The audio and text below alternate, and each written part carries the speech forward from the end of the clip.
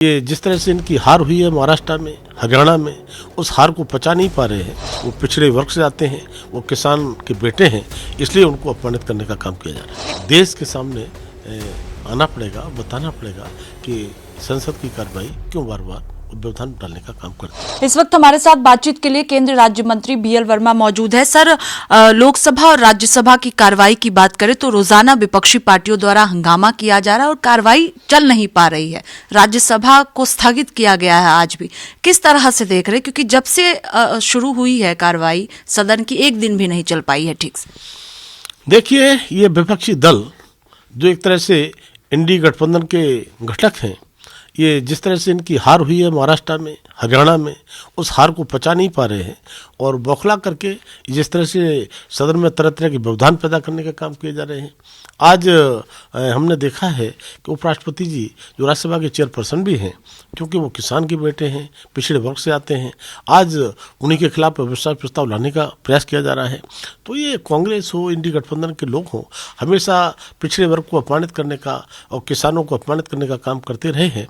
तब मैं कहूँगा कि माननीय प्रधानमंत्री के नेतृत्व में चाहे पिछड़ा वर्ग हो, चाहे किसान हो, उन्हें सम्मान देने का काम हुआ है। और आज सबसे बड़ी घटना तो ये जो जॉर्ज सोरोस फाउंडेशन, उसके द्वारा एक संस्था को पैसा जो आया है, उसमें कांग्रेस की नेता सोनिया गांधी सीधी सीधी जुड़ी हैं। देश जानना चाहता है इनके रिश्ते क्या है, वो फंडिंग जो हो रही है किस काम के लिए हो रही है, तो हमने चर्चा की मांग की है।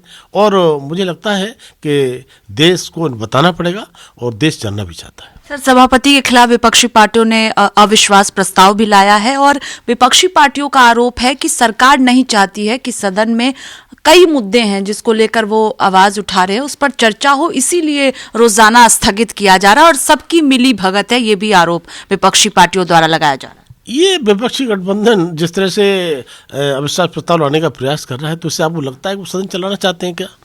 ये 72 साल के इतिहास में पहली बार इस तरह का प्रयास किया गया है, जो चेयरपर्सन के खिलाफ अविश्वास प्रस्ताव लाने का। और मुझे लगता है कि ये केवल जगदीप धनखड़ जी का अविश्वास प्रस्ताव नहीं उनके खिलाफ, ये एक संवैधानिक पद पर बैठे हुए उपराष्ट्रपति के रूप में एक संवैधानिक पद की गरिमा के खिलाफ इन्होंने काम किया है।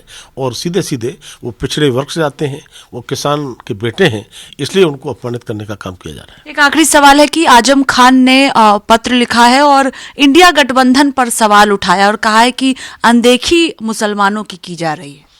देखिए, आजम खान हो या इंडी गठबंधन के घटक दल हो, ये सब के सब मुस्लिम तुष्टीकरण की राजनीति करते रहे हैं और होड़ लगी है मुस्लिम वोटर्स को लुभाने का। लेकिन माननीय प्रधानमंत्री ने हमेशा सबका साथ सबका विकास का मंत्र दिया ही नहीं है, उसे चरितार्थ करके दिखाया है। और आज हम कह सकते हैं कि भाजपा सबका साथ, सबका न्याय सबको और तुष्टीकरण किसी की नहीं, इसकी राजनीति करती है।